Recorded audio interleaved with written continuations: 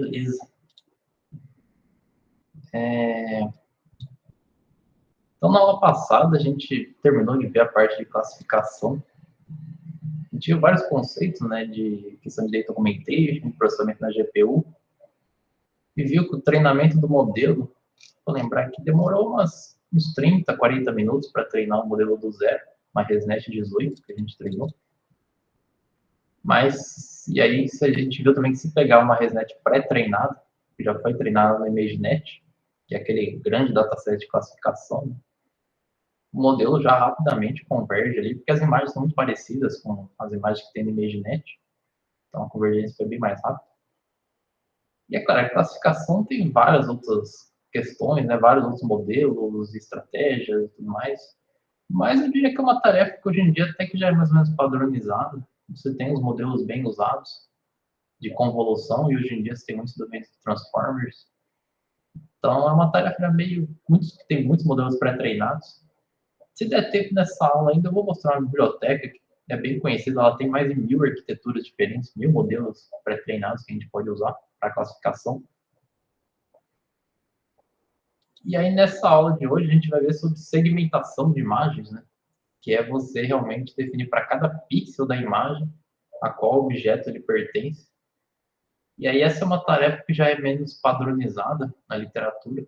Existem diferentes modelos, mas não tem uma coisa padrão. É difícil você achar uma base de modelos pré-treinados.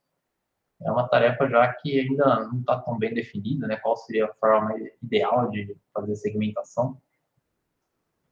O que torna até interessante, né? Porque tem bastante coisa para ser explorada. Mas tem algumas arquiteturas mais ou menos padrões que são usadas, mas ainda não está claro em quais situações elas são tão ideais. É só questão de testar mesmo e ver se funciona bem ou não. Mas para ver essa questão de segmentação, primeiro a gente vai ver o dataset em si que a gente vai usar. Até para entender melhor o problema, né? Tem um notebook no módulo de segmentação. Aliás, dá para ler aí, pessoal? Deixa eu ver um pouco. Dá sim. Eu tô vendo bem. Assim ficou melhor, mas tá dando pra ler, sim. E no notebook do dataset de segmentação tem aquela mesma célula que tem no notebook de classificação, que dá para baixar o dataset.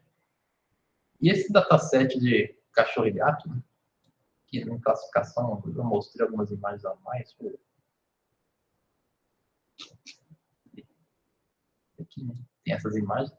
E o dataset, além de ter as classes dos animais, como eu já mencionei, ele tem também mapas de segmentação, que a gente chama, né? Que é para cada imagem, ele tem uma outra imagem, indicando para cada pixel se aquele pixel pertence ao fundo da imagem ou ao objeto de interesse, que nesse caso, objetos são os animais, né? Cachorro e gato. E esse dataset tem também um bounding box, indicando onde está a cara do cachorro ali, a cabeça do cachorro. Não sei se é mais o focinho ou a cabeça inteira, mas é mais ou menos a região ali principal do cachorro ou do gato. E então, só para a gente dar uma olhada nesse dataset, né? Ele tá, inclusive ele está aqui, né? O diretório é esse daqui, Oxford Pets. E aí ele tem as imagens, que são as imagens originais do dataset.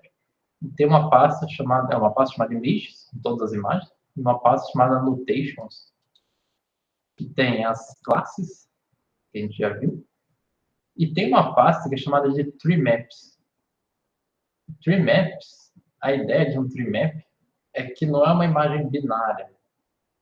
Que se você fosse indicar para cada pixel da imagem, se ela pertence ao... No caso aqui, você tem só um objeto de interesse. Então, você poderia ter uma imagem binária indicando que se o pixel não é do animal, ele tem um valor, e se ele pertence ao animal, o pixel da imagem, ele tem outro valor. Mas alguns datasets, eles criam um chamado tree map, vão ser 3 valores. A gente vai olhar melhor, né, mas vão ser 3 valores. Vai ser o pixels pertencem ao fundo, ao objeto de interesse, e pixels que estão na borda do objeto, em que a borda ela pode ser, para alguns pixels, né, você pode não ter uma decisão tão clara se aquele pixel tem que ser do fundo ou do objeto. Por exemplo, nessa imagem mesmo aqui, os pixels aqui estão próximo do pelo do gato, né? ele é fundo ou ele pertence ao objeto, né? É uma coisa que não é tão bem definida. Então, em alguns datasets tem essa terceira categoria que é classe indefinida, pode ser usado. Só para analisar, né, umas imagens desse dataset, se a gente ler aqui uma imagem original e a imagem correspondente desses tree maps, justamente, e dá um display nessas imagens, a primeira coisa que acontece, na verdade, é a gente tem a imagem original e uma imagem preta. Parece que não tem nada. E aí é uma das dificuldades de trabalhar com esse tipo de imagem, né? Porque, lembrando o display do Python, ele recebe uma imagem do Pillow e uma imagem que o Pillow leu aqui, ela vai ser o int 8, né? Então, ela vai ser interpretada como valor 0, sendo valores pretos, e o valor 255, né, 255, sendo valores brancos. E essa imagem de termap, ela possui, eu já vi, né, ela possui os valores 1, 2 e 3 só. Então, isso aqui vai ser interpretado como se a imagem tivesse só valores bem escuros. Então, tem que tomar cuidado com isso. Só para a gente ver aqui, né? Se eu pegar aquela imagem e converter para o PyTorch, a gente lembra como que a gente converte, né? A gente usa o np.array para converter para o NumPy, e aí o torch.from NumPy para converter para um PyTorch, com tensor PyTorch. E ela está entre 0 e 255, a gente pode normalizar ela entre 0 e 1, dividindo por 255. Então aqui eu vou ter uma imagem, um tensor do PyTorch entre 0 e 1. E eu faço a mesma conversão do target, só que o target eu não divido, né, por 255, porque eu quero manter os valores originais. E aí, como a gente viu, né, sempre que a gente vai trabalhar com um novo dataset, é útil investigar como que são as características dos dados. Então, por exemplo, imprimir o detalhe. Da imagem original a gente já imprimiu em classificação, né, então não precisa. Mas do target, por exemplo, ele também é um int 8. E uma função que é sempre bem útil, é o torch.unique.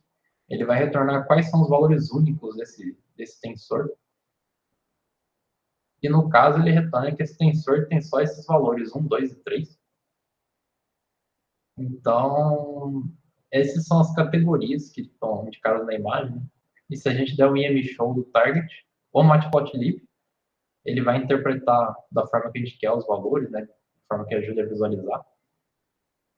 Ele remapeia os valores automaticamente, né? Por isso que a gente consegue visualizar. Ele considera que o menor valor, que no caso é 1, vai ser o azul escuro, e o maior valor do array aqui do tensor, que é o 3 aqui, vai ser o amarelo.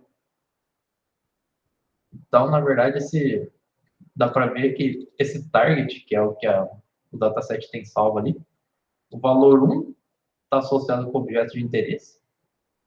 Inclusive, a gente pode usar um gray aqui para ajudar. Usar mapas de cores nível de cinza fica mais fácil. É o valor 1, que é o preto, que o matplotlib interpreta como menor valor, está associado ao objeto. O valor 2, que é um valor intermediário, o matplotlib remapeou ele para o cinza, é o fundo da imagem. E o valor 3 na imagem é essa borda do objeto, que pode ser para algumas tarefas usado para detecção de bordas ou para tentar ignorar esses pixels na hora de avaliar a acurácia do método, porque ele pode ser um pixel não tão bem decidido, né? Então a imagem tem esses 3 valores, imagem de target. Ok, pessoal? E aí, a gente pode fazer uma funçãozinha bem simples para mostrar justamente a imagem do target do objeto de interesse em cima da imagem original. Que é basicamente a gente transforma a imagem do target em uma imagem binária, mas aí tem que converter para inteiro para funcionar a conta aqui. Basicamente a gente faz isso daqui, lembrando que tem um broadcasting do PyTorch, em que vai ser retornado um tensor booleano, onde as posições que o target for 1 vai virar true, e onde ele não for 1 vai virar false. E a gente pode fazer um alpha blending, que a gente chama em processamento de imagens, que é misturar as duas imagens com o valor de alfa aqui. Então, se o alfa for 0, a gente vai ignorar o target e vai virar só a imagem. E se o alfa for 1, a imagem vai sumir e a gente vai ter só o target. No caso de um alfa 0.3, a gente consegue pôr uma máscara em cima ali do nosso objeto mostrando, né, que realmente o pixel do target ele está ali, indicando onde está o objeto, com uma regiãozinha de borda ali, para evitar a parte da indecisão ali. E aí, sabendo ali como está organizado o dataset, né, a gente pode criar uma classe que vai herdar do dataset do PyTorch, que vai ser a classe responsável por alimentar de novo a nossa rede neural ali. Ela recebe um índice e vai retornar a imagem original e o target, a imagem de target. E aí a questão de processar o dataset ali, a gente tem o diretório das imagens, o diretório dos tree maps, o diretório das classes. E aí, para cada linha, a gente salva o nome da imagem. Para cada linha, não, para cada arquivo que a gente tem, a gente salva o nome da imagem e o nome do respectivo, né? Imagem indicando a segmentação. Então, essa classe ela vai ter esses atributos aqui, né? Um atributo com uma lista de imagens que a gente tem. Lembra que é só o nome dos arquivos, né? A gente não carrega as imagens, porque senão usaria muita memória. A gente só salva o nome dos arquivos aqui, das imagens originais. Eu chamei como atributo segs de segmentation, né? Seriam as anotações ali de quais pixels pertencem ao objeto e ao fundo.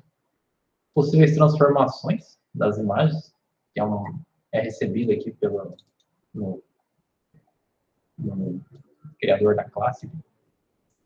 E um valor que também é recebido pela classe, que esse valor a gente vai associar ele justamente aos valores de borda, para indicar qual valor que tem que ser ignorado nessa imagem. Mas vai ficar mais claro quando a gente vê o getItem aqui. Então, isso aqui, lembrando, é o construtor da classe, e a gente só está salvando ali informações de interesse. E aí a gente implementa o método getItem, que tem que ser implementado no dataset. Ele vai receber um índice. E aí eu pus um argumento extra aqui para a gente quer aplicar uma transformação ou não, mas é meio relevante.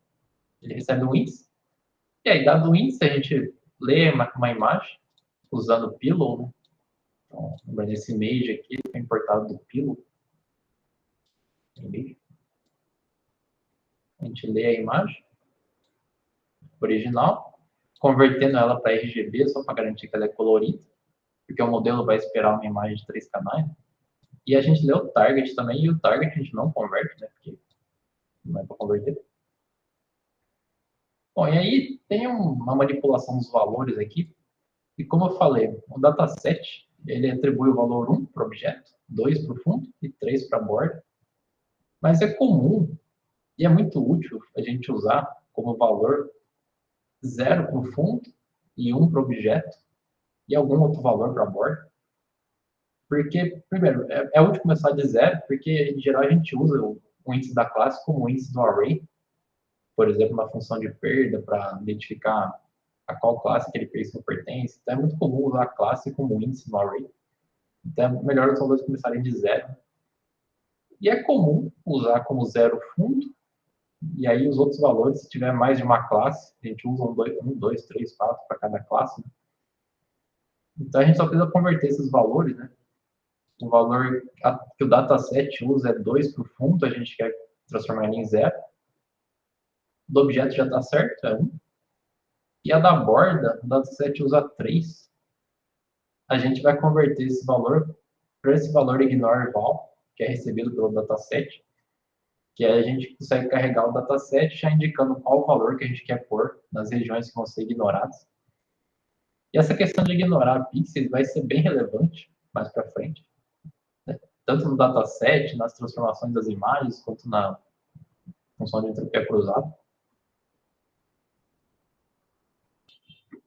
Bom, e para fazer isso, a gente pode pegar o target OR, que é uma imagem do pillow, transformar num array do NumPy, no caso.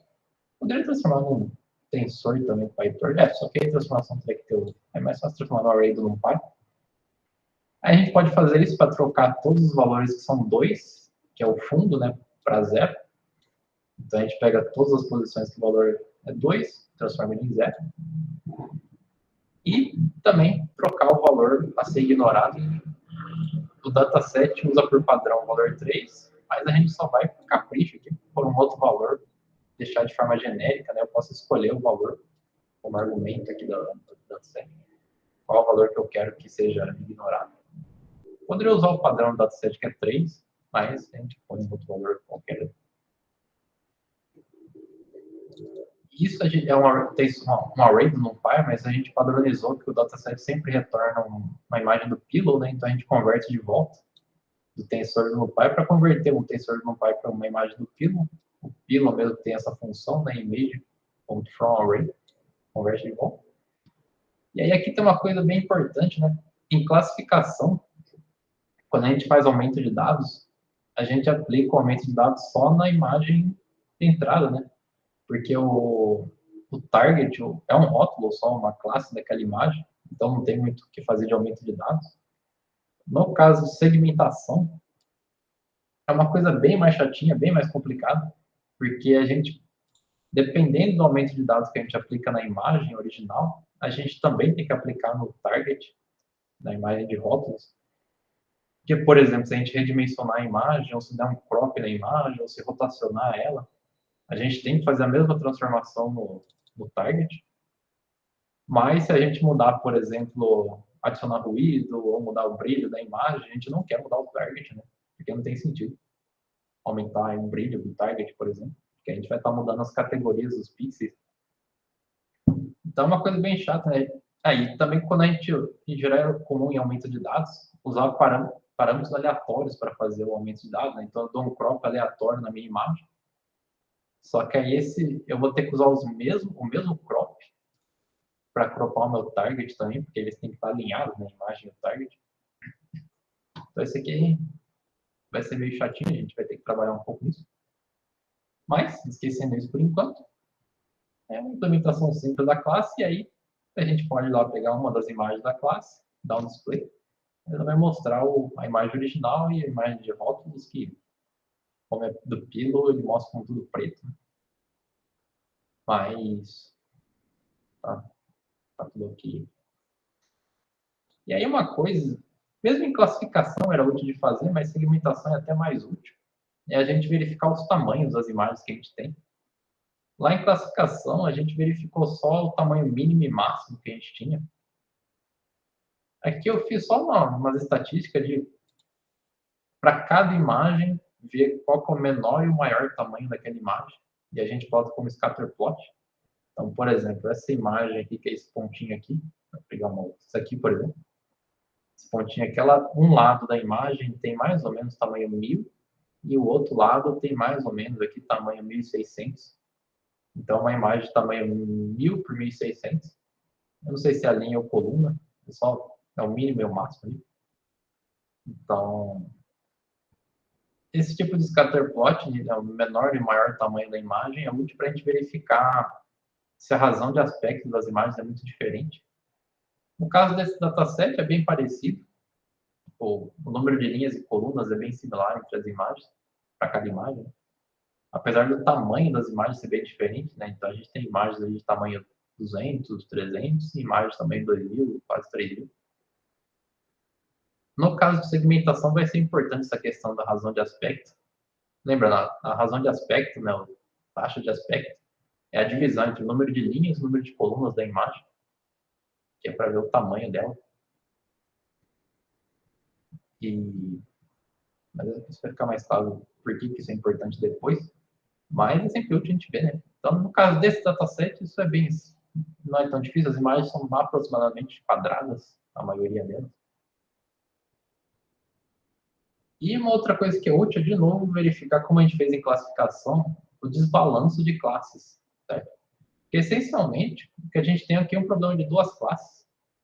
Cada pixel a gente vai querer classificar em duas classes, em uma de duas classes. E quando a gente tinha cachorro e gato, a gente verificou lá que tinha mais imagens de cachorro do que de gato. E aí a gente ponderou a função de perda para dar maior peso para a classe gato, porque tinha menos imagens. Né? Em segmentação, isso é também muito relevante, porque você pode ter, por exemplo, objetos pequenos numa imagem, um fundo grande. Então é comum você ter muito mais pixels de fundo do seu objeto. E se você, imagine, você tem várias imagens e os objetos são bem pequenos. E aí você treina o modelo para segmentação. Esse modelo pode simplesmente falar que tudo é fundo na imagem. A acurácia em si vai dar bem alta. Se você medir a precisão, a revocação, você vai ver que tem problema, mas a acurácia se vai dar alta porque basta o modelo prever a classe que tem mais pixels ali para já acertar bastante, né?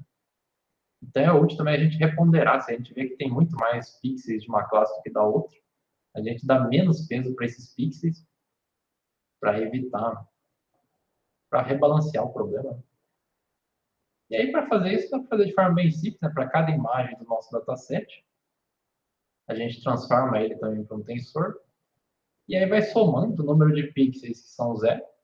Lembrando que o zero virou fundo, né? É fundo. E o número de pixels que são 1. Aqui seria número de pixels background e número de pixels de objeto. Number of pixels of objects, number of pixels of background. Mas você tem o número de pixels. E aí você pode pegar esse número de pixels dividido pela soma, né, pelos números de pixels totais que você tem nas imagens, para ver os pesos. Então, essencialmente é isso daqui. O peso dá isso daqui. Curiosamente, esse dataset, que não é tão comum, como os objetos tendem a ser bem grandes na imagem, né, igual essa imagem aqui, o objeto tende a ocupar bastante a imagem. Na verdade, ele tem mais pixels de objeto do que de fundo. Uma razão ali de 2/3, né? Então, tem 2/3 dos pixels são de objeto e 1/3 de fundo. Mas ainda assim tem esse desbalanço, né? Então é útil, na verdade, a gente dá um maior peso para o pixel de fundo do que de objeto para poder rebalancear essas classes. Né? Alguém poderia falar, não, por que só não dá o maior peso para o pixel de objeto? Né? Que é o que a gente quer, detectar o objeto. Mas se a gente der muito peso para os pixels de objeto e começar a ignorar o fundo, aí o modelo vai começar a detectar regiões do fundo como sendo objeto. E isso é indesejável, né? Vai criar componentes ali na imagem que não pertencem ao objeto. Então a gente ainda quer tentar ter um balanço ali entre as duas classes, né? Fundo e objeto. Certo? Bom, aí a parte mais chata é essa parte de estatística, rebalancear as classes, é relativamente simples, né? Ler o dataset. Aí tem duas partes que são um pouco mais chatas, vão ser as transformações das imagens e como criar batches dessas imagens, se a gente vai ver o porquê disso, que é um problema. A questão da transformação. Bom, primeira transformação que a gente vai usar, no caso, para definir as transformações, eu criei uma classe. Você pode criar uma classe, né? Transform String aqui, as transformações de treinamento, e aí vai ter uma outra classe para validação lá embaixo. Essas transformações são essas, a gente converte a imagem que é do Pillow para um tensor. Essas transformações a gente já viu, né? Que faz um crop aleatório na imagem. E aí aqui é uma coisa importante, em segmentação a gente tem que tomar cuidado, de novo, né, para não mudar muito a razão de aspecto das imagens. Porque se a gente mudar essa razão de aspecto, a gente pode ter distorções muito grandes no objeto e o modelo não aprender muito bem como que é a característica do nosso objeto. A gente já pega uma imagem aqui, esqueci de deixar ela aqui. Tem essa imagem aqui, por exemplo. Estão vendo aí, né, pessoal? Vou compartilhar a tela inteira. Sim, tá inteira. Essa imagem dá para ver que ela tem o número de colunas dela é bem maior que o número de linhas. Então, inclusive, mais que o dobro do número de linhas. E em classificação, é comum a gente redimensionar a imagem para ela ser quadrada. E a gente vê um tamanho muito padrão de ser usado, é 224 por 224. Só que o problema é que se a gente fizer isso nessa imagem, sem manter a taxa de proporção, né? Vou só deixar ela quadrada, a gente começa a distorcer os objetos, né? Eles vão ficar mais finos, mais gordo, mais alto, mais baixo do que eles realmente são. E isso, dependendo da situação, pode ter problemas. Por exemplo, algo que era uma bola virou uma coisa oval aqui.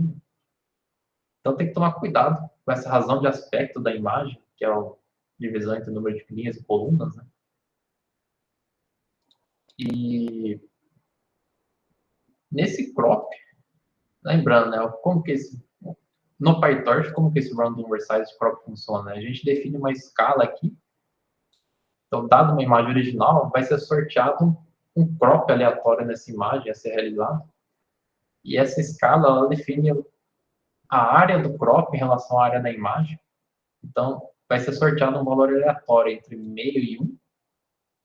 Por exemplo, digamos que sorteie 0,8. Então, vai ser criado um crop na imagem com área igual a 0,8 em relação à área da imagem total. E tem um parâmetro que é o ratio, que é justamente a razão de aspecto ali, que é, ok, eu tenho um crop que vai ter essa área, mas quantas linhas e quantas colunas vai ter esse crop? Eu estou falando crop, que é o inglês, né, mas o recorte que vai ser feito na imagem. Então, quantas linhas e colunas vai ter esse recorte? Então, vai ser sorteado um valor também entre 0,9 e 1,1.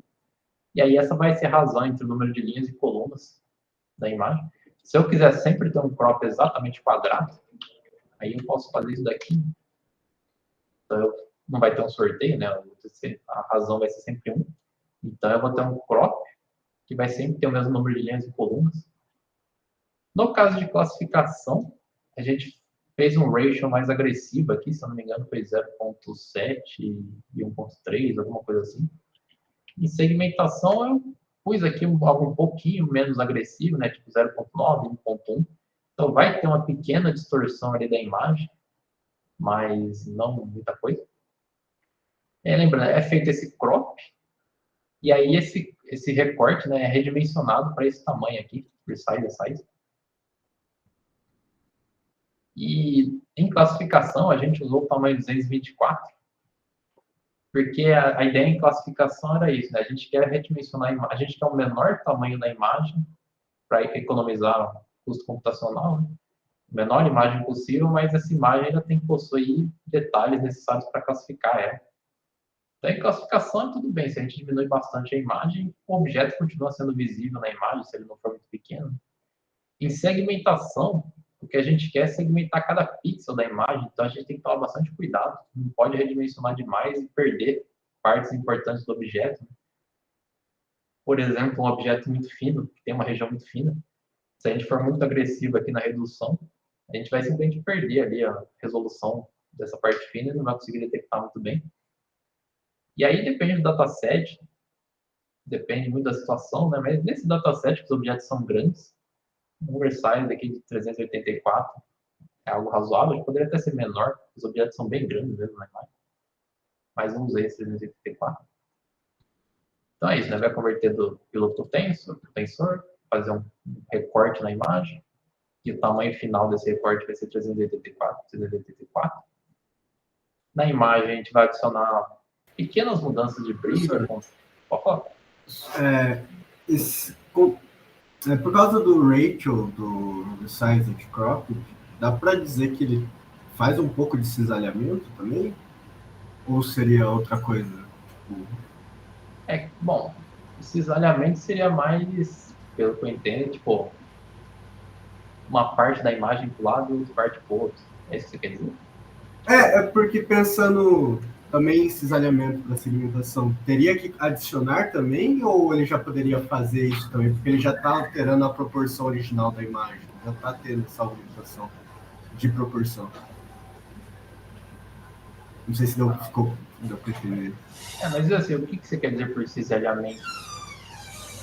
Shearing, né, que chama, né, que ele dá uma distorcida assim na imagem, alarga, normalmente é para os lados, né, acho que é, né? Dá uma largadinha. Eu tava vendo alguma coisa sobre para evitar, tipo, para ser mais genérico, né, o modelo aprender isso de objetos que são da mesma classe com formas diferentes. Tá. Eu não sei se tem algum. Aqui você não vai ter isso. Você pode até fazer data augmentation adicionando transformações projetivas, que a gente chama, né? Como se a parte superior do objeto estivesse mais próxima da câmera do que a parte de baixo. Ou justamente fazer uma transformação afim, que faz justamente o cisalhamento. Pode fazer um cisalhamento. O Torch Visual ele tem uma transformação afim. Aqui tem que executar as coisas.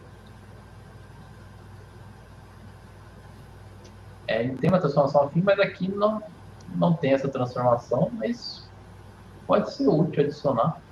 Uma coisa chata desse tipo de transformação é que ela vai adicionar, inevitavelmente, regiões pretas na imagem, sabe? É igual rotação também, porque você tem a sua imagem original.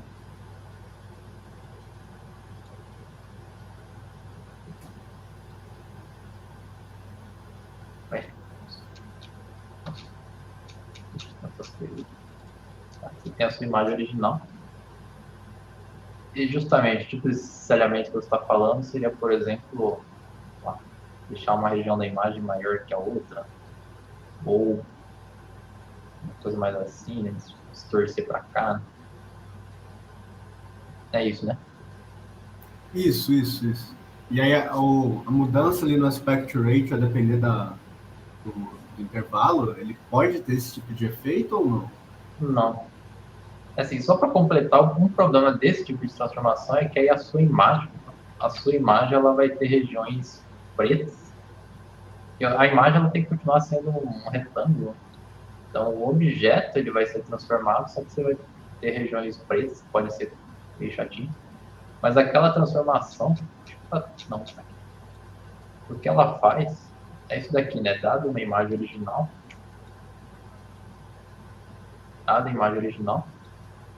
ela sorteia um crop com uma certa área e uma certa razão. E aí tem o parâmetro área, que vai ser o tamanho disso, e aquele parâmetro razão, ele só vai ser essa razão aqui, entre o número de linhas e colunas, sabe? O recorte em si ainda vai ser um retângulo sempre. Porque aí ele vai fazer esse recorte, e aí vai pegar esse recorte e redimensionar para um tamanho, que é o precise size latinal. Por exemplo, um tamanho que não necessariamente é o mesmo tamanho da imagem. Então não tem essa parte de cisalhamento. Entendi. Obrigado, professor. Mas tá rodando. Essa parte das estatísticas do dataset é bem demorada. E esse aqui também. Então tem a transformação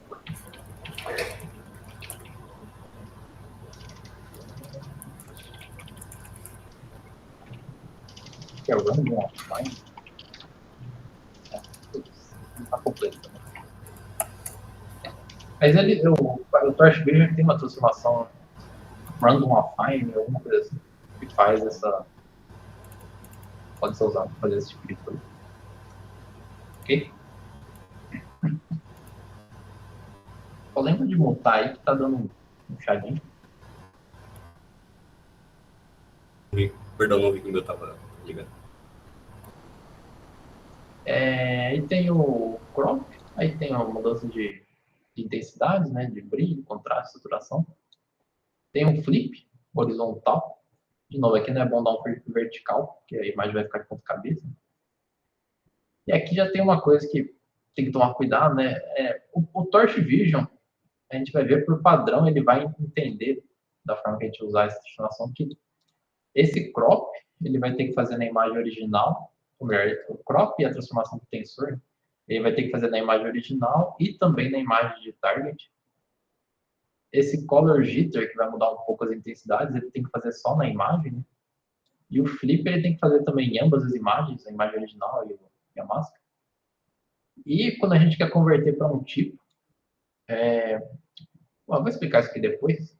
Acho que vai mais fácil primeiro falar do cal aqui. A gente tem essa classe de transformação, que tem quais transformações vão ser usadas, e aí quando a gente chamar essa transformação, ela vai receber a nossa imagem, o target. E no Torch Vision, justamente para a gente indicar que um objeto é uma imagem RGB e o outro é uma máscara que a gente não quer tratar da mesma forma como RGB, a gente transforma esses objetos para um tipo image e um tipo máscara. E aí cada biblioteca de augmentation tem uma forma diferente da gente indicar, né, o que é uma imagem, o que é uma máscara, o que é key points, quando a gente usa para detecção de objetos. Muitas bibliotecas usam um dicionário, a gente passa um dicionário com o que é cada coisa. O Torch Vision ele usa uma classe específica. Então a gente transforma essa imagem em um objeto image e o target no objeto mask. E aí a gente aplica as transformações e o Torch Viewer vai saber automaticamente, né, dado o tipo de objeto, quais transformações ele pode aplicar. Então a transformação para o tensor, o crop, a mudança do brilho e o flip, ele vai aplicar na imagem, ele sabe que ele pode aplicar. E na máscara ele não vai aplicar aqui essa mudança de intensidade, né? Então, em geral, ele só aplica as transformações geométricas no target, as transformações de intensidade ele não aplica. Mas aí, no final, quando a gente quiser converter para um tipo, aí a gente pode também... Eu poderia só ter o float 32 aqui, se eu não me engano. Ele automaticamente só vai converter também a imagem, porque ele sabe que a máscara não é para converter para float 32.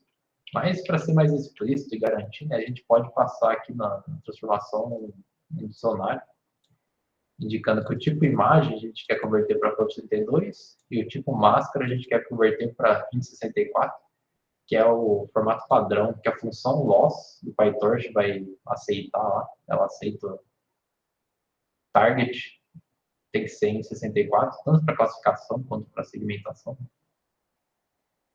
E aí tem uma última transformação, que é o normalize, só que aqui eu vou deixar ela comentada para a gente conseguir visualizar o dataset. Depois que a gente normaliza, não dá mais para visualizar direito. E o normalize são as estatísticas de média, desvio padrão, são as mesmas do que a gente usou na classificação. É a mesma, os mesmos valores que foram calculados ali para normalizar as imagens. Então a gente faz isso, né? Tem as transformações, transforma nos objetos image máscara, aplica as transformações. E aí uma coisinha chata também é que o image e o target eles vão continuar sendo desse objeto image mask. Isso pode dar problemas em outros algoritmos, né, outras funções.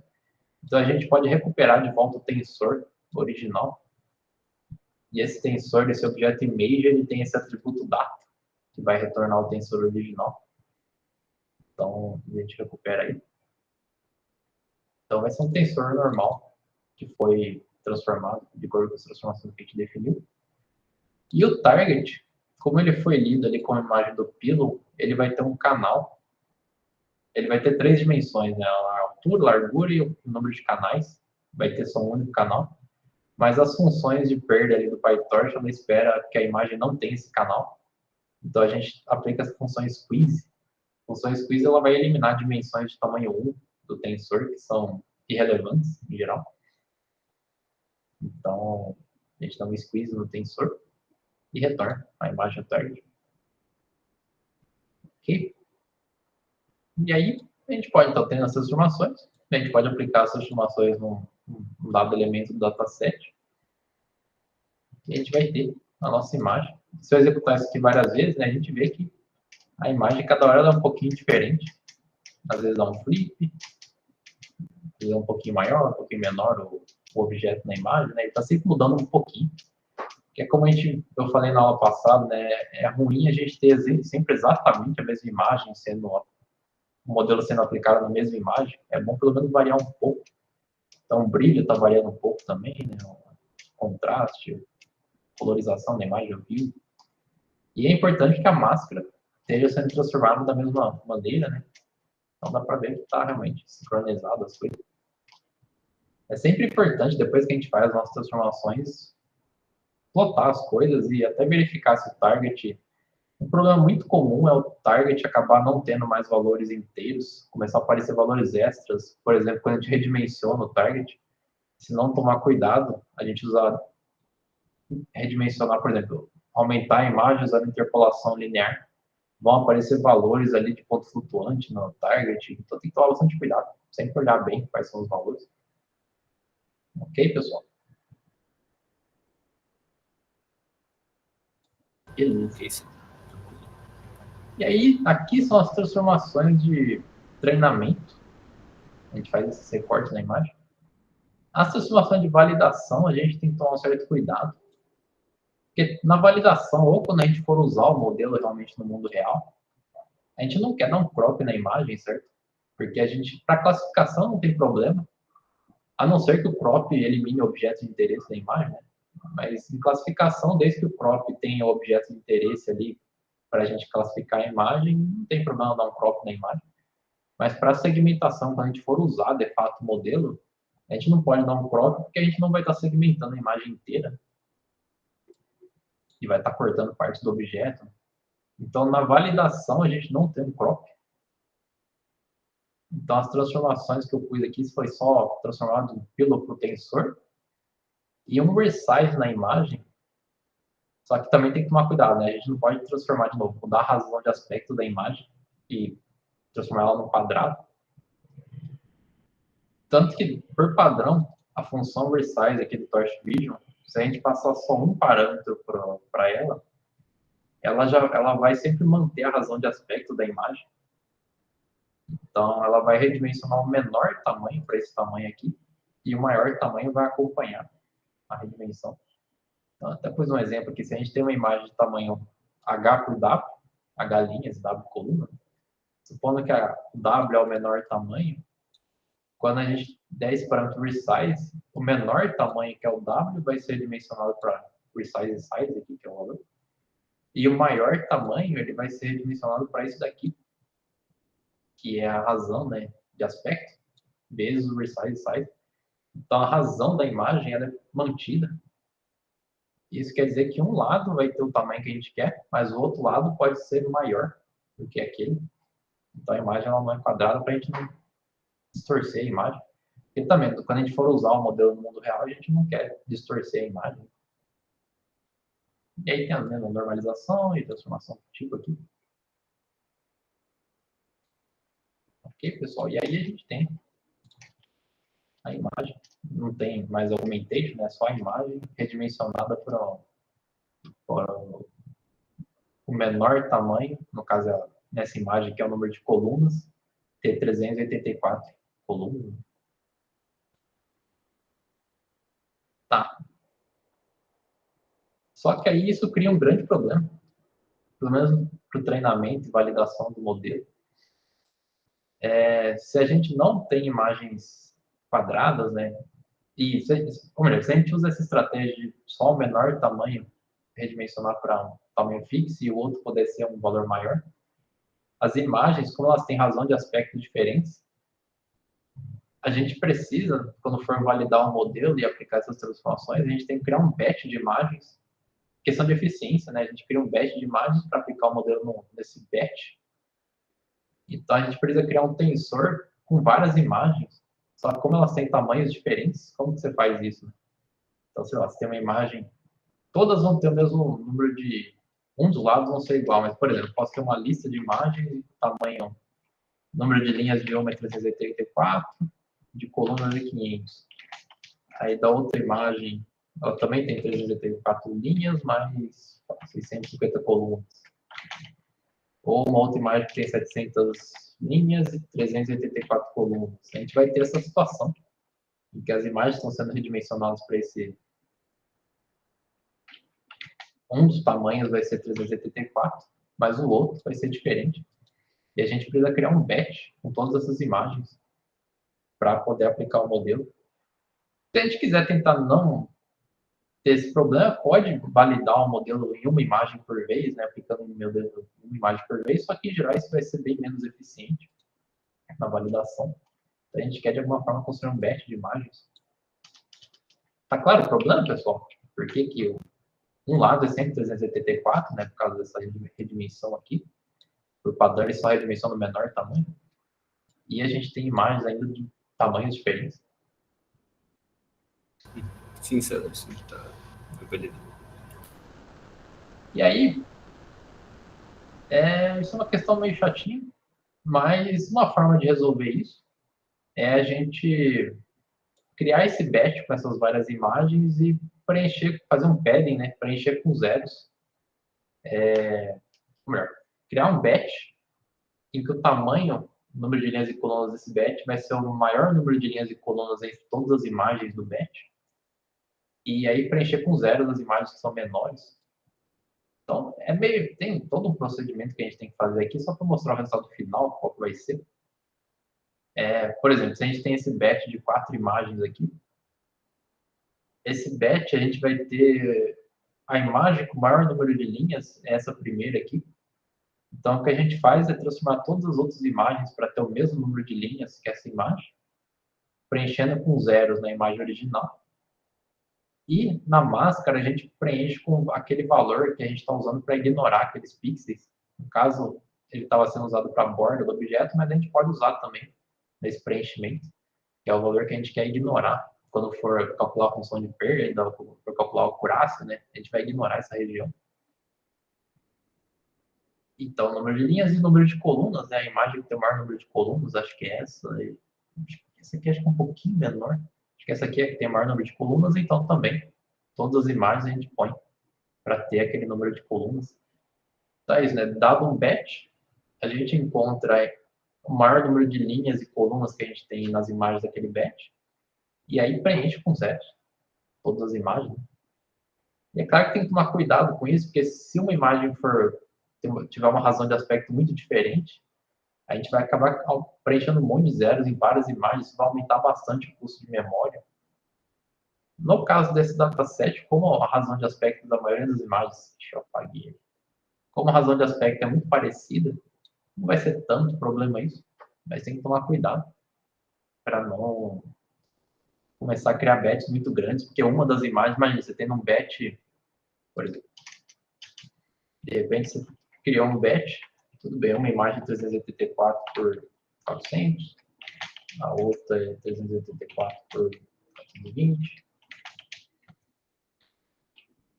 304 por 430. Aqui tudo bem, né? Você só vai pegar 430 e preencher as outras imagens com mais 10 colunas nessa e mais 20 colunas nessa. Mais 10 colunas nessa, mais 30 colunas nessa, para elas terem o mesmo tamanho. Só que se de repente esse batch tiver uma outra imagem ali, por exemplo, 304 por 2000, aí agora você vai ter que criar também 2000.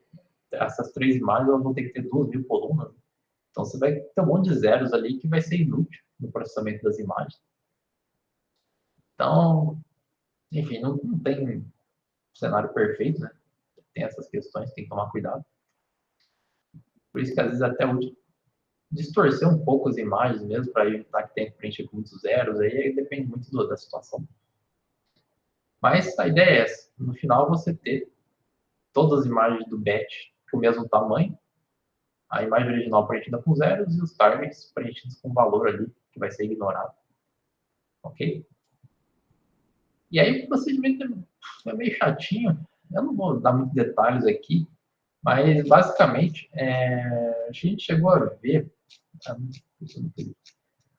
quando no nosso dataset que a gente cria, o dataset, dado o índice, ele retorna sempre uma imagem, né? Mas quando a gente tem o data loader do PyTorch, o data loader ele recebe o dataset de entrada como argumento, né? E um tamanho do batch. E aí o data loader vai ser o responsável por pegar, selecionar aleatoriamente imagens do dataset e criar um batch de imagens. E no data loader do PyTorch a gente pode passar uma função que vai indicar como que as imagens vão ser unidas num batch. Essa função a gente chama de collate function.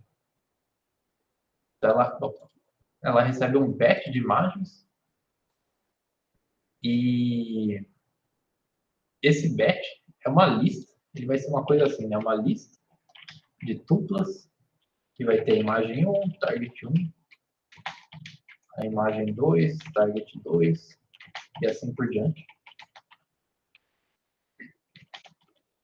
Ele vai ter essa lista de imagens e targets do nosso dataset, que é basicamente o que está aqui também, tá?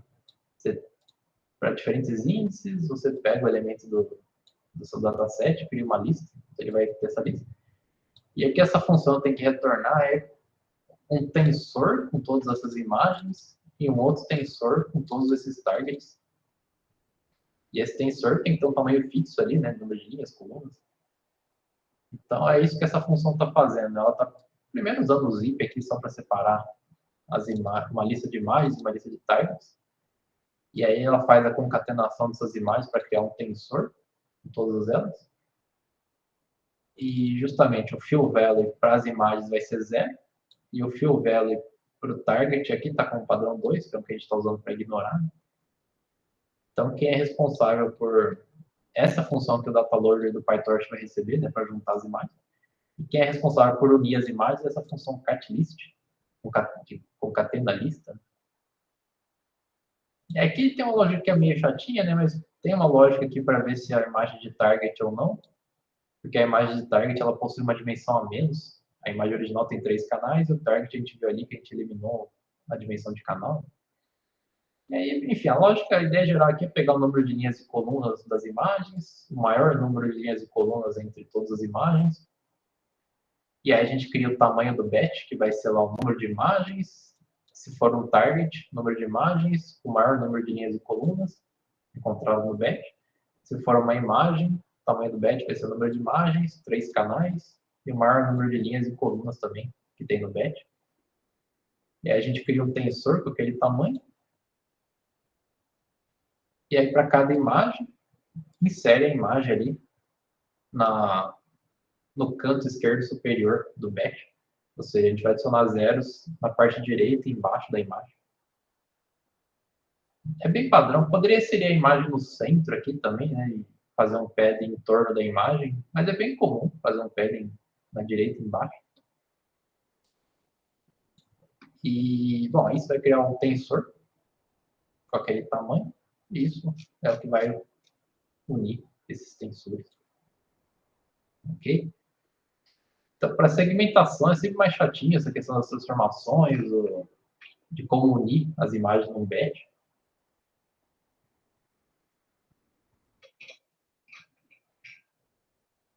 Mas esse é um exemplo de coisas que a gente pode fazer.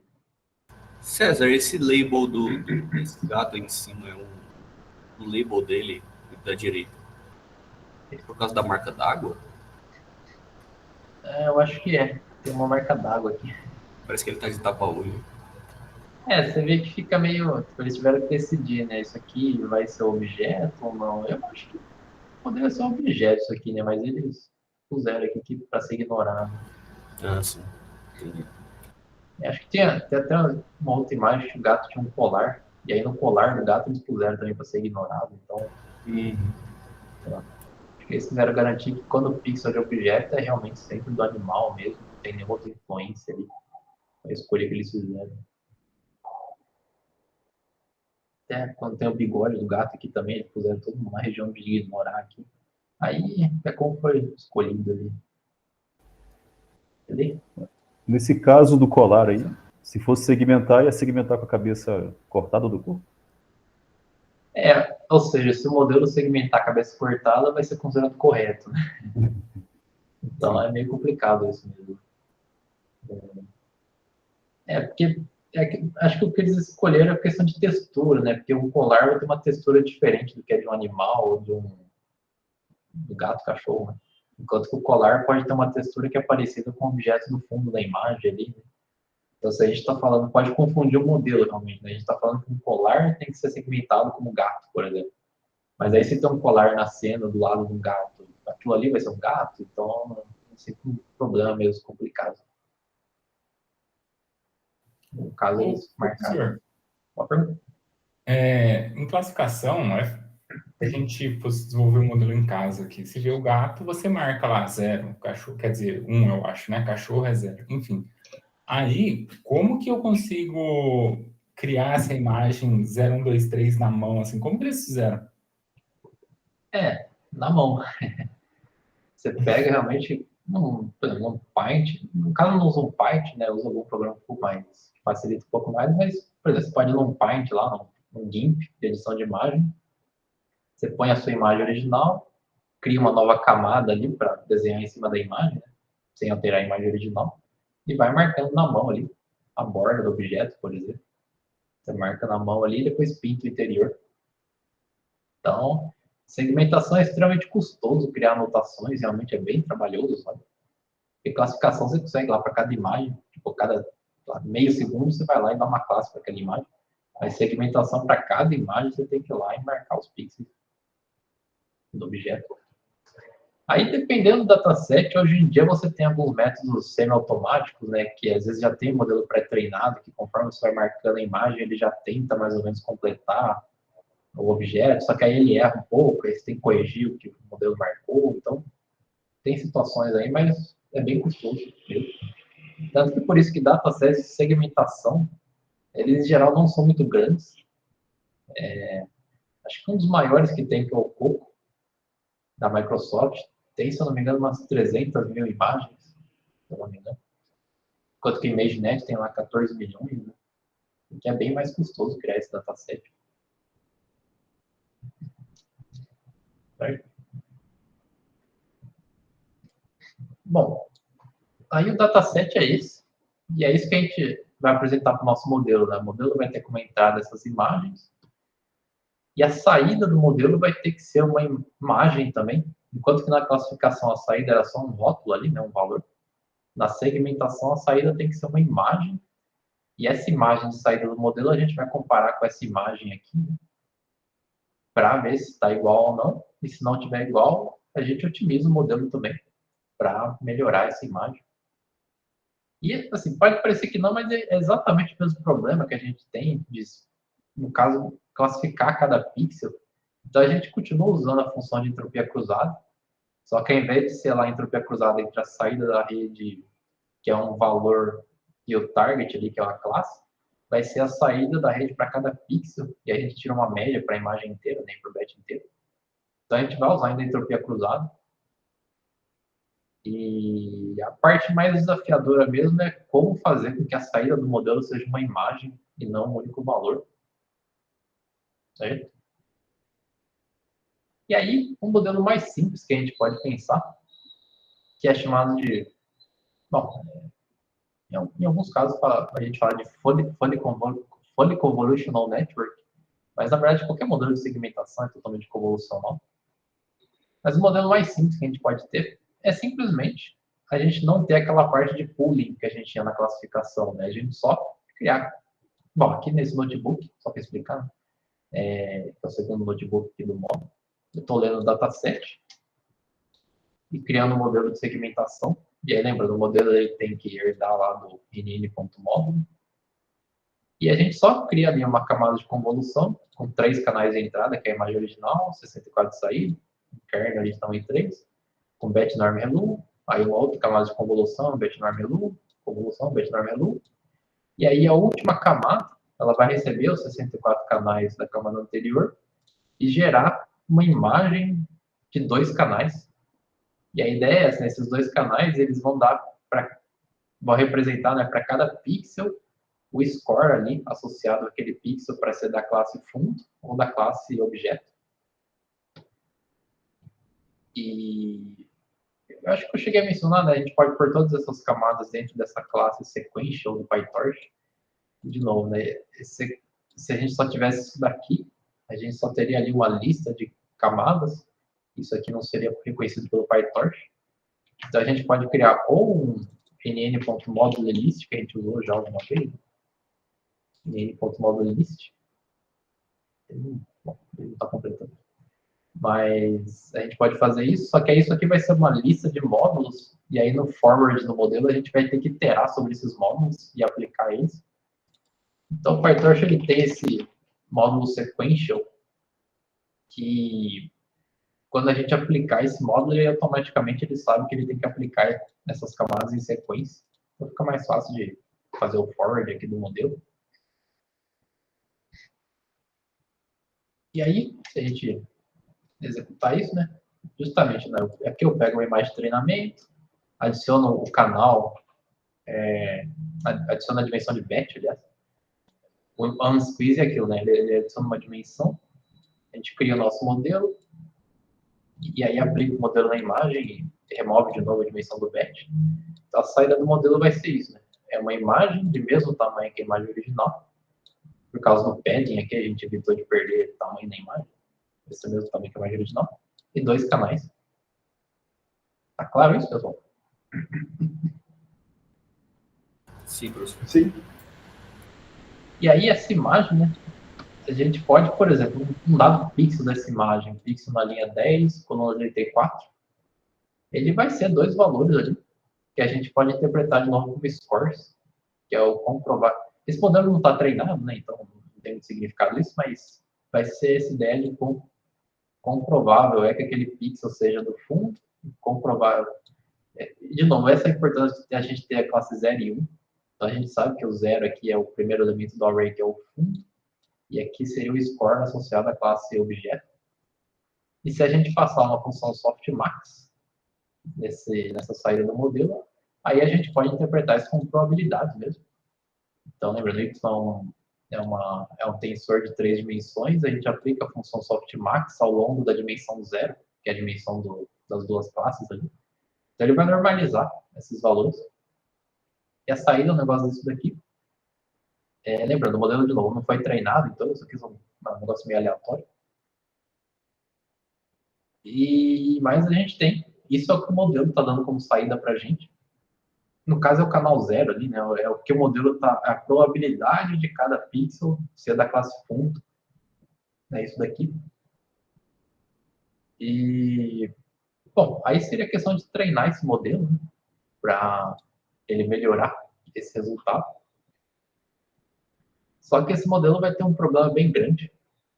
Mas antes de falar do problema, né? Todo mundo entendeu, pessoal, a ideia, então? Desse modelo de segmentação bem simples, né? Bem fácil, né? Só aplicar convoluções e normalizações ali. Você teria, a princípio, uma coisa de 2 canais que você vai querer interpretar com a probabilidade daquele pixel ser de uma classe ou da outra. Mas o grande problema desse modelo e aí que eu vou usar as notas de aula, tem uma imagem que eu fiz aqui, é a questão do campo receptivo desse modelo. Que no caso de classificação, a ideia de campo receptivo não era tão importante, porque a gente vai sempre reduzir na imagem até ela virar um único valor ali. Mas em segmentação isso é mais importante. O que é o campo receptivo, né? Essa primeira imagem aqui, ela é uma representação um pouco diferente ali da rede, né? Ela está representando o sinal original e as ativações da rede. Só que no caso para um sinal 1D, então não é uma imagem, é um sinal de uma dimensão aqui. E essa rede, imagine que a gente tem 3 camadas de convolução aqui com kernes de tamanho 3. Então a gente tem um sinal original e a gente aplica uma convolução com kernel de tamanho 3 para ter essa ativação 1, depois outra convolução e outra convolução. Okay? Então, vamos olhar primeiro esse resultado aqui, né, da ativação 3, que seria, digamos, o resultado do nosso modelo. Um pixel aqui do resultado, por exemplo, é o que o modelo associou com a probabilidade desse pixel ser da classe objeto. Né? Então, para esse pixel aqui, que tem essa probabilidade da classe daquele pixel, foi feita uma convolução, né, para gerar o valor desse pixel, com kernel de tamanho 3. Então, se a gente tinha um kernel de tamanho 3 aqui, significa que o valor desse pixel ele foi influenciado apenas por esses 3 pixels da camada anterior, certo? Da ativação anterior. Então, esses 3 pixels é que influenciaram o valor desse pixel, porque o kernel da convolução foi 3. E aí, cada pixel dessa ativação, por sua vez, também, eles foram influenciados pelos 3 pixels da ativação anterior. Eu estou mostrando nas linhas aqui, né? Então, esse pixel tem essa linha verde, seria o campo receptivo desse pixel aqui, vai ser 3 para a camada anterior. Então, na verdade, esses 3 pixels, eles foram influenciados por 5 pixels aqui da camada anterior. E aí também cada pixel aqui, por sua vez, foi influenciado por 3 valores originais. Então, no fim das contas, nesse modelo aqui, esse pixel aqui, ele foi influenciado por esses 7 pixels da imagem original, do sinal original. E esse sinal é pequeno, né? Imagina que a gente tivesse uma imagem maior, de 1000 por 1000, por exemplo. Então, um pixel ali do final da decisão do modelo teria sido influenciado só por 7 pixels da entrada. Isso não é o suficiente, muitas vezes, para a gente fazer segmentação, certo? Imagine que você tem, por exemplo, um cachorro branco, um pixel ali no meio do cachorro que é branco, e aí você tem uma parede ou neve na sua imagem, também são pixels brancos, né? Então, essa rede aqui de 3 convoluções, para definir se um pixel ali do cachorro branco ou da parede é cachorro, né, ou fundo, ele usaria só uma regiãozinha ali, 7 por 7, ao redor do pixel, para definir a classe daquele pixel, né? Então, isso muitas vezes não é suficiente. O modelo ele tem que ter um contexto maior, um contexto global, para conseguir definir se aquele pixel é de uma classe ou da outra. Então, esse é o problema de modelos só de camadas convolucionais, o que a gente chama de campo receptivo, né? E o campo receptivo é isso, para cada saída do modelo ali, quantos pixels do sinal de entrada influenciaram naquele pixel. Isso tem a ver também com o campo receptivo do sistema visual mesmo do ser humano, que é medido de forma precisa. Mas essa ideia do campo receptivo de uma rede, né? Quantos pixels de entrada influenciaram cada pixel de saída. Tá claro isso, pessoal? Tá claro. Sincero. E aí, então, só fazer convoluções, apesar de simples, tem esse problema, né? Uma forma de aumentar esse campo receptivo é fazer operações de pooling, ou equivalentemente, né, convoluções com stride 2, em que o passo do filtro vai ser 2. Né? Então, se a gente faz isso, por exemplo, imagine que a gente tem esse sinal que tem o mesmo tamanho que o sinal anterior aqui, né? Mas tem essa outra situação em que a gente fez também uma convolução com filtros de tamanho 3x3, só que com stride 2, então o tamanho do sinal aqui vai ser metade.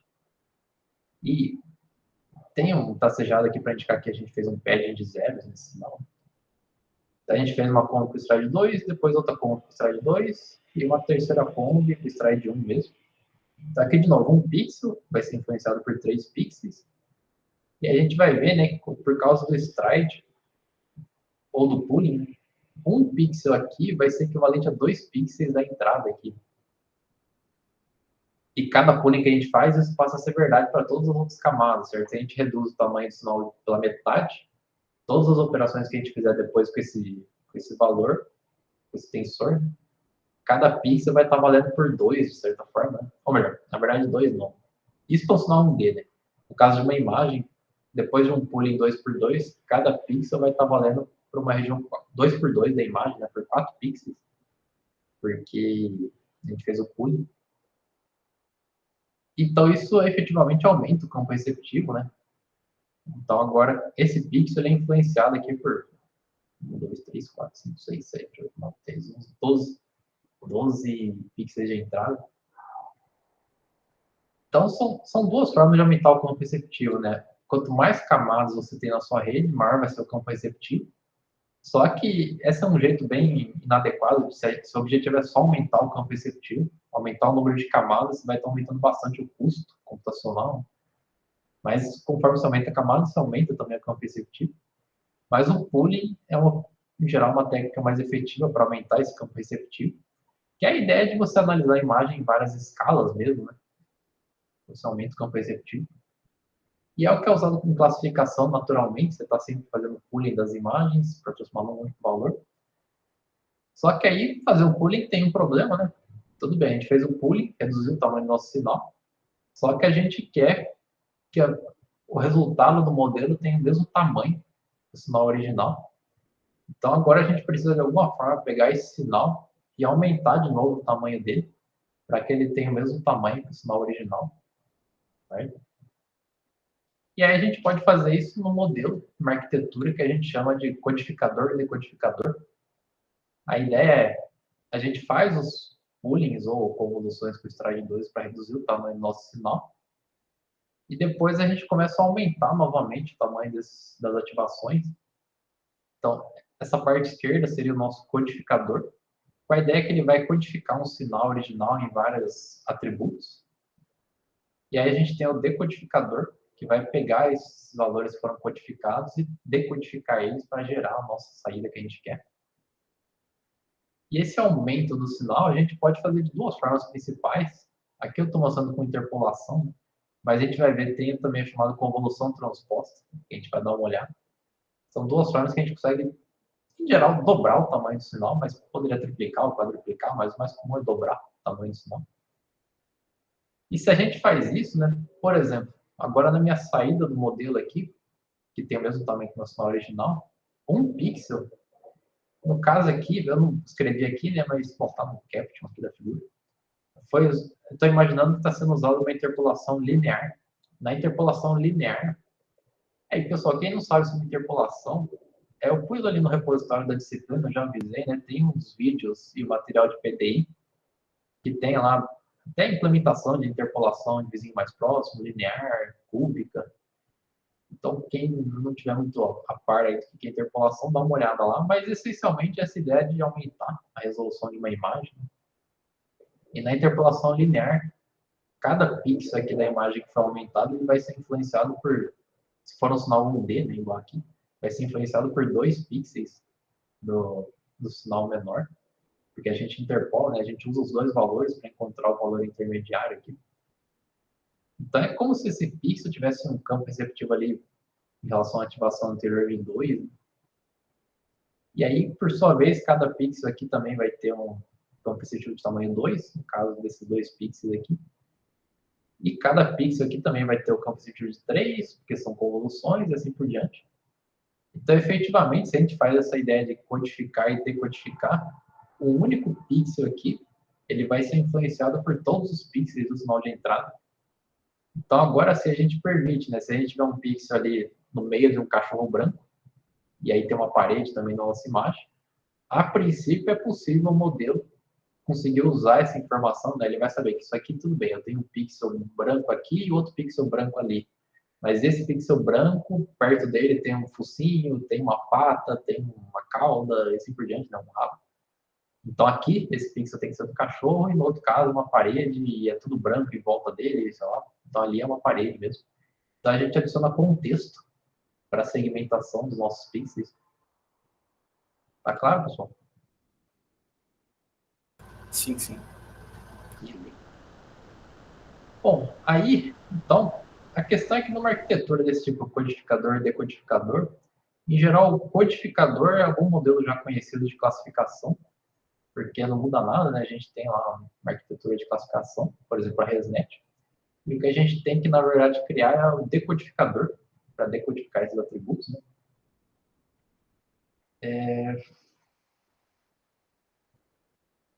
E aí, só para a gente ver, então, como que essa arquitetura tem uma imagem bem complexa aqui,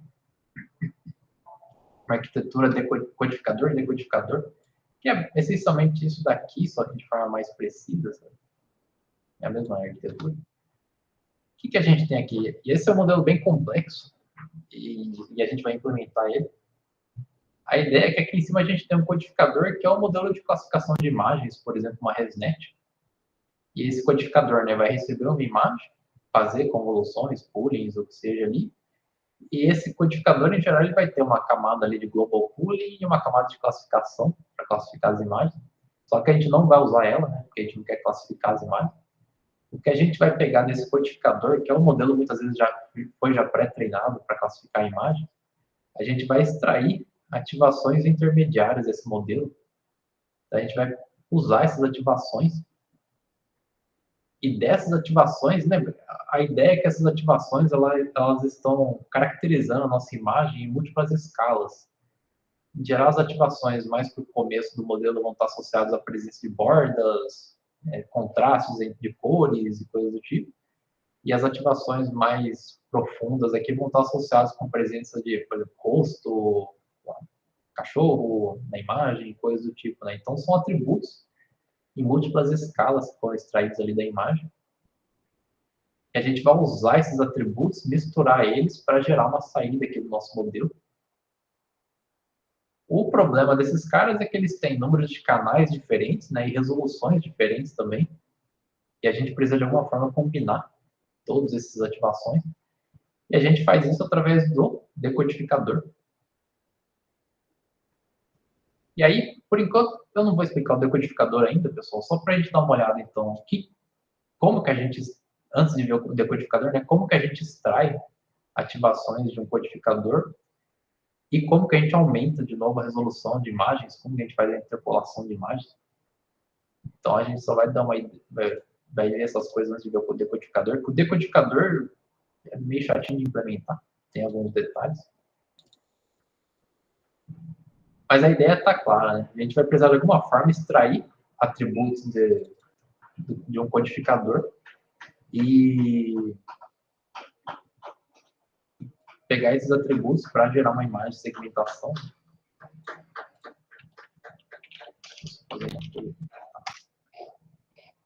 O VS Code pegar as funções.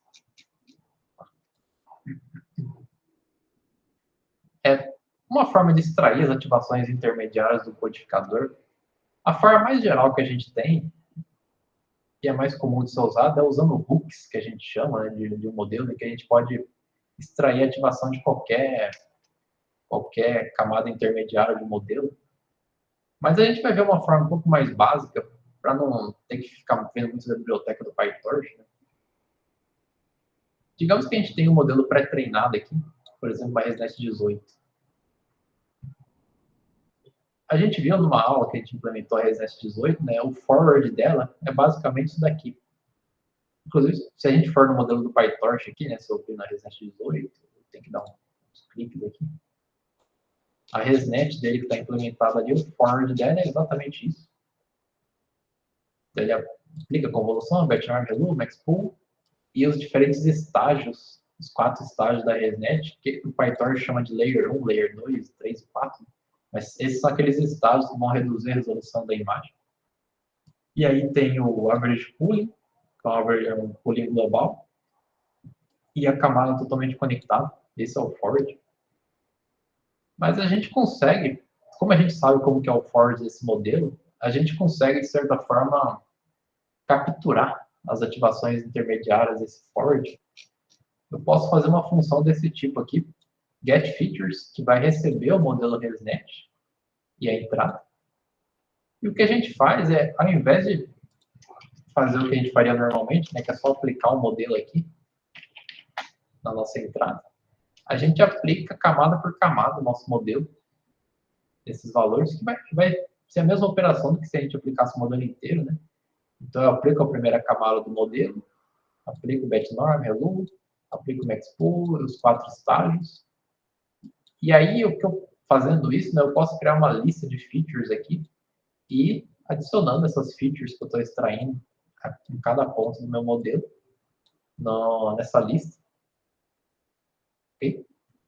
Então, no caso aqui, eu extraí uma lista de 5 features, 5 tensores, né, em estágios diferentes do nosso modelo. Lembrando, o primeiro conv da ResNet, ele tem um pooling já, então ele reduz pela metade a imagem, então isso aqui já vai ser, essa feature inicial vai ser já uma ativação reduzida pela metade do tamanho. Aí tem um pooling que vai reduzir de novo pela metade. Então a gente está salvando essas features e retornando elas. Então, com uma função desse tipo, a gente consegue... Tem que carregar. Professor, só para refrescar a memória, o layer 1, 2, 3, 4 é de convolução ou é fully connected? São de convolução. Beleza. Eles são aqueles blocos residuais, né? São 2 convoluções sim, sim. Então, eles são uma sequência ali de blocos residuais, então é tudo convolução. Então, tudo isso aqui vão ser imagens mesmo, que a gente vai estar capturando aqui nessa lista. E aqui, então, né, se eu aplicar essa função para uma entrada, na verdade, uma imagem no dataset aqui. Lembrando, ela tem tamanho 384 por 384. Então, esse carinha ele vai extrair uma lista de features desse tipo aqui. Então, a primeira feature vai ser 64 canais, com metade do tamanho da imagem de entrada, né? 392 por 392. Aí também 64 canais, com 1/4 do tamanho da imagem de entrada. E aí por aí vai até o último aqui, que vão ser 512 canais e imagens de tamanho 12 por 12. Então, eu vou ter essas features. E essas features são exatamente esses carinhas que estavam ali. São esses carinhas aqui que eu estou extraindo do meu modelo. Ok? Vai ter uma visualização dessas features aqui, mas como o modelo nem foi treinado, não tem muito porquê. Então, isso é uma forma. Existem outras formas, né? Eu poderia também reimplementar o modelo e fazer o modelo retornar além do resultado, retornar as features intermediárias também, né? Mas isso é uma forma que a gente pode usar um modelo que já foi treinado, se for uma ResNet, né? E capturar aqui as ativações intermediárias dele. Beleza? E aí um outro elemento que a gente precisa, então a gente já consegue capturar as features, né, os atributos, mas agora a gente precisa de um mecanismo para aumentar o tamanho das imagens. E como eu falei, tem 2 mecanismos que são usados, a interpolação. E a interpolação, o PyTorch ele tem o Torch Vision. O PyTorch também, ambos têm funções de interpolação. Então, por exemplo, se eu tenho um tensor aqui que tem um batch de uma imagem, 3 canais, 28 por 28, O PyTorch aqui eu importei, lembra que ele tem o torch.nn.functional, são as funções em si que são usadas pelas camadas, convolução e tudo mais para aplicar operações. Né? Então, a função interpolate, quando a gente passa para ela aqui no tensor, a gente passa qual vai ser o tamanho da saída e o modo de interpolação que a gente quer. No caso, se é uma imagem, a gente usa bilinear, por exemplo, que é um bem comum. E aí a saída vai ter o tamanho que a gente queria ali. Então a gente está interpolando, aumentando a resolução da nossa imagem. E a função interpolate também aceita um fator de escala, né? A gente pode só indicar que a gente quer dobrar o tamanho da imagem, scale factor. Então também vai ter o mesmo efeito.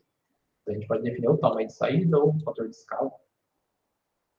E aí, justamente, o PyTorch ele tem uma camada chamada upsample, que ela recebe o tamanho da saída e o modo de interpolação, e essa camada a gente pode aplicar ali numa entrada, ela vai só fazer interpolação da saída, melhor, interpolação da entrada, para ter o tamanho que a gente solicitou.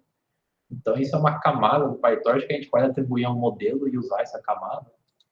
E o upsample, ele tem um monte de coisa aqui, né? Mas o forward dele é simplesmente uma chamada da função interpolate. Ele vai lá e chama interpolate para fazer upsample. Então, é uma camada bem simples, que não tem parâmetros, inclusive, né? Interpolação, ela só usa os valores ali de entrada para definir a saída.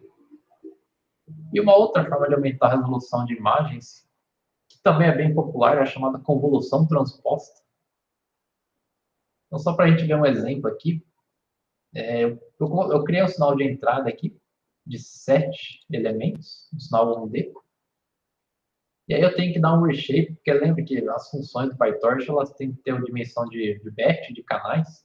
Então, eu dou um reshape só para adicionar a dimensão de batch de canal aqui, e o sinal continua aqui. A gente fez isso em convolução também. E um filtro de tamanho 3, valores 1, 2, 3 aqui também com reshape. E o conv, se a gente aplicar essa operação conv transpose 1D do PyTorch, com esse sinal e com esse filtro, e dando um stride de 2, o resultado é um sinal que tem quase o dobro. No caso, ele tem o tamanho 15, no sinal de entrada tem o tamanho 14, mas ele tem um elemento a mais, praticamente o dobro do nosso sinal de entrada ali. Então, uma convolução transposta com stride 2, 3 ou 4 e assim por diante, ela tem esse efeito de aumentar o tamanho do nosso sinal. Mas o que ela é, né, de fato? Ou seja, ela é uma convolução, de certa forma, entre esse sinal e esse filtro, só que, ao invés de uma convolução normal, né, com stride 2 reduziria pela metade do tamanho, ela dobra o tamanho do sinal. E para a gente interpretar o que ela é, e até porque que chama de transposta, né? Lembra que a gente viu que uma convolução nada mais é do que uma multiplicação matricial? Então, por exemplo, se eu faço a minha convolução, agora não é a transposta, é a convolução normal, entre o meu sinal e o filtro, com stride 2, com padding de 1, eu vou ter um resultado aqui. E essa convolução aqui, ela é equivalente a eu criar essa matriz aqui. E essa matriz ela é como se eu estivesse pegando meu filtro e deslizando ele em cada linha aqui com um passo de 2. Certo? Então, eu filtro 1, 2, 3. E era esse filtro aqui que eu tinha aqui em cima. 1, 2, 3, aí eu passo 2, 1, 2, 3, 1, 2, 3, assim por diante. Se eu criar essa matriz e fazer um produto matricial aqui, tem que dar uns reshape para funcionar o produto matricial, né? Mas estou fazendo um produto matricial, tem essa matriz no meu sinal. Então, esse xref, que foi calculado pela convolução com stride 2, e dessa multiplicação é exatamente o mesmo resultado, certo? Então, uma convolução ela é exatamente equivalente a eu criar essa matriz e fazer uma multiplicação matricial. Certo? Aí, aqui essa matriz é isso, né? Cada linha, o x aqui ele vai ser transformado num vetor coluna. Então, cada linha vai multiplicar por todo x, depois a outra linha pelo x de novo, e assim por diante. A convolução transposta, se eu aplicar aqui ela no xref, que é a metade do sinal aqui, né, depois de fazer a convolução com stride 2, e se eu fizer esse mesmo produto matricial que eu fiz aqui em cima, só que agora eu uso a transposta da minha matriz. Eu pego essa matriz e transponho ela, né? Cada linha vira coluna. Então, também eu vou ter exatamente o mesmo resultado, certo? Então, a convolução transposta, a ideia é que é como se eu estivesse pegando a minha convolução normal, que pode ser representada como uma matriz, e usando a transposta dessa matriz para fazer a convolução. E aí isso faz bastante sentido porque que aumenta o sinal, né? Lembra? A própria camada linear, né? Se a gente vai fazer um produto matricial com essa matriz, a gente vai precisar de uma entrada que tem tamanho 7, aqui no caso, tem que ser o mesmo número de colunas na matriz. A entrada tem que ter tamanho 7, e a saída vai ter tamanho 4, que é o número de linhas da matriz. Só que se a gente pegar a transposta dessa matriz, então aí a entrada vai ter que ter tamanho 4, e a saída vai ter que ter tamanho 7. Então ela tem esse efeito de aumentar o número de atributos, o número de valores ali, no nosso sinal. E é por isso que ela é chamada de convolução transposta, porque ela tem essa, pode ser implementada dessa forma, como a transposta da matriz de convolução. Ok, pessoal? E aí, com isso, então, realizando uma convolução com stride 2, a gente reduz o tamanho do sinal pela metade. E realizando uma convolução transposta com stride 2, a gente aumenta o tamanho do sinal. E assim, essa ideia da matriz transposta, ela ajuda a explicar o nome da convolução, né, e até como poderia ser implementado. Mas ainda assim é um pouco confuso, né? Tem uma outra forma que a gente pode interpretar essa convolução, que eu perdi aqui. Que também a gente pode imaginar que é como se a gente pegasse o nosso sinal original. Deixa eu subir aqui. Né? Eu tenho esse sinal original. É como se eu criasse um novo sinal aqui, só que intercalado de zeros. Como se eu adicionasse zeros aqui entre os elementos do sinal. E aí fizesse uma convolução normal nesse sinal, com filtro, fazendo uma convolução simples. Então a gente vê, né? Se eu preencher com zeros o sinal e aí fizer uma convolução normal, eu vou ter também um resultado que é o dobro do tamanho do sinal original. Né? E aí tem um exemplo disso aqui. Então aqui eu pego o sinal de tamanho zero. E aí a cada 2 elementos eu preencho com esse xref, que era aquele resultado da convolução com stride 2 aqui. Então eu tenho isso aqui é um sinal essencialmente que é esse sinal original de tamanho 4, só que preenchido com zeros entre os valores. E aí, se a gente fizer uma conv usando aquele sinal, a gente também vai ter o mesmo resultado que a gente tinha ali originalmente. Então, por isso que, às vezes, essa convolução transposta ela é chamada também de fractional strided convolution, que é como se o stride da convolução fosse meio. Às vezes o pessoal fala, né? Em vez de stride 2, que seria o passo 2, o filtro tem um passo meio, porque você preencheu com zeros, você intercalou o sinal com zeros ali. Então, o filtro está andando meio que seria o seu sinal original, entendeu? Então, é comum aparecer como fractional strided convolution, ou strided convolution, simplesmente. Ou melhor, fractional strided convolution. E só strided é a convolução normal. Certo, pessoal? E a diferença, né, entre interpolação e convolução transposta, ambas vão aumentar o tamanho do sinal, só que enquanto que a interpolação ela só vai realmente, na interpolação, né, cada novo valor do sinal interpolado, ele usa, por exemplo, na interpolação linear, vai usar ali um valor intermediário do sinal de entrada. Na interpolação transposta, na convolução transposta, você tem um filtro que pode ser otimizado também, ela tem parâmetros. Então, o modelo pode, a princípio, otimizar esses filtros para ter o melhor aumento de resolução possível para aquele problema que você está aplicando no modelo. Então, as duas técnicas podem ser usadas, mas elas têm esse jogo, né? Eu até pus uma lista aqui de prós e contras de cada um. A vantagem da interpolação é que ela não tem parâmetros treináveis, então você só interpola os valores, você não vai adicionar parâmetros no seu modelo. Ela é mais eficiente, especialmente a interpolação de vizinhos mais próximos, ela é bem eficiente. Na convolução transposta, a vantagem é que o modelo pode aprender, né, o melhor filtro possível para aumentar a resolução das imagens, das ativações que seriam. Mas como ela tem mais parâmetros, também vai aumentar o número de parâmetros. Né? E uma coisa um pouco chata da convolução transposta é que, em geral, a gente só consegue dobrar ou triplicar o tamanho das imagens, enquanto que na interpolação a gente pode escolher exatamente qual o tamanho da imagem de saída. Isso pode ser um pouco complicado em uma arquitetura de codificador e decodificador, porque se a sua imagem não for uma potência de 2, o tamanho dela, né? Por exemplo, você tem uma imagem de entrada de tamanho, sabe, seja um tamanho ímpar. Se essa imagem tiver um tamanho ímpar, quando você fizer uma convolução de stride 2 e depois uma convolução transposta, o tamanho do resultado vai ser diferente do tamanho da entrada. Então, se o tamanho da entrada for 315, por exemplo, o tamanho da saída pode ser 314. Você não vai ter exatamente o mesmo tamanho, porque por questão de valor ímpar não ter metade, né, o valor metade dele. Então, a convolução transposta costuma dar esses probleminhas ali do tamanho ficar um pouco diferente depois quando a gente decodifica a imagem. É um pouco chato. Enquanto que na interpolação não tem esse problema. Mas aí também é questão de testar, né? Em geral, se você não precisa de máscaras de segmentação que sejam muito precisas, você ter a precisão ali exatamente de onde está a borda do objeto não é tão relevante. Aí é melhor usar a interpolação mesmo, porque ela só vai aumentar ali a resolução de forma bem um pouco custo.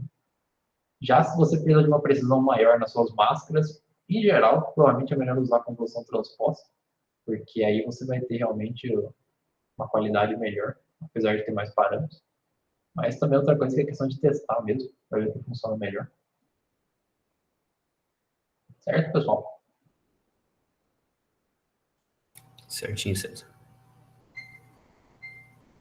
Então é isso, né? A gente consegue extrair os atributos do codificador e consegue fazer a nossa interpolação ali para ir aumentando.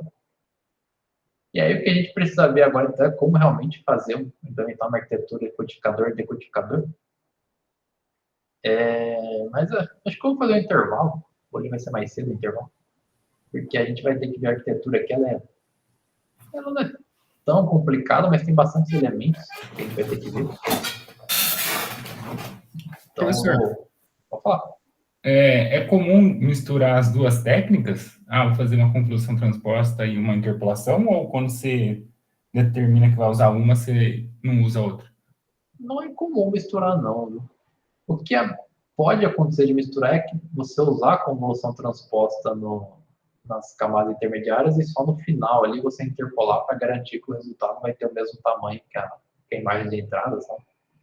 Então, no máximo, usar a interpolação como último passo ali para interpolar o resultado. Mas misturar no meio do modelo ali não é muito comum, não. Em geral, é um. Mas é uma questão interessante mesmo, né? De repente, a interpolação, se você ter um filtro mais preciso para aumentar o tamanho, ele é mais necessário no final ou mais no começo. Né? Pode ser algo interessante. Beleza, obrigado. Bom, eu vou fazer um intervalo, que aí a gente vê o modelo de decodificação.